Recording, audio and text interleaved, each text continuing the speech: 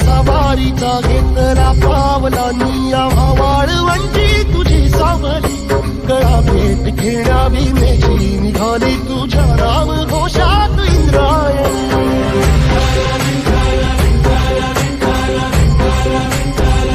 भिडे आसमंती ध्वजा वैष्णवांची उभी पंढरी आज नानावली तुझे नाव ओठी तुझे रूप धानी जीवाला तुझी आस गा लागली